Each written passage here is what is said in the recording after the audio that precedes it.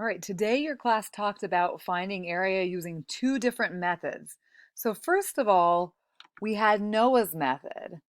And what Noah said he did is he took the scale factor and he multiplied the original side lengths by that scale factor.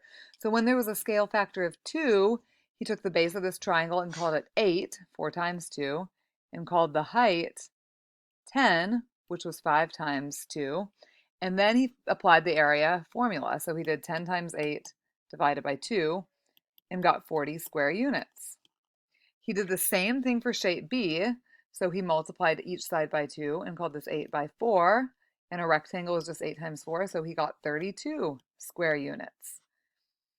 Noah's method is great and it works for shapes where you have your dimensions labeled. The problem happened when he got to shape C and wasn't sure what to do because we didn't have dimensions there to multiply. So Gianna introduced the method to us. Okay, so we're going to look at Gianna's method. Gianna said that she remembered from before that every time we started with an original area of 1 and we scaled it, we did like scaled it by 2, though that original 1 block became 4 blocks. When we started here with 1 and we scaled it with a scale factor of 3, the original 1 block became 9 blocks. And every time we had 1 and we scaled it with a scale factor of 4, the original 1 became 16. So she noticed a pattern that said every time it got bigger by multiplying by the scale factor times itself. I like to call that the scale factor squared. So she said every 1 box is going to turn into the scale factor squared box. So if it was the scale factor is 2, she's going to multiply 2 by itself, 2 squared, and give you 4, and said it's going to be 4 times bigger than the original area. So in shape A, the original area was 10, so she multiplied that by 4 and got 40 square units. Notice that's the same answer that Noah got.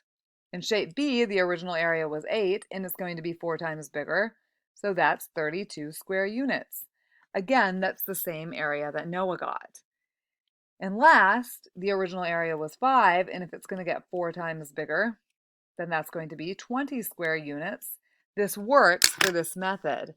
So again, either way, we were going to get answers of 40, 32, and 20, and that was always going to be correct. So we had a lot of trouble with the 1/2 one, but if we use Gianna's method, we would first take the scale factor and square it. So we'd multiply by itself. So we're going to do 1/2 times 1/2, that's 1/4. So the area is going to be only 1/4 as big as the original area. So in the first, you're going to do 10 times 1/4 and get 10/4, or 5/2, or 2.5. You can apply the same answer, the same scale factor squared, by the other 2 areas. This time we're going to do 8 times 1/4. And the last time we're going to do the original 5 times 1/4. And when we do these, we should be able to get our entire chart correct.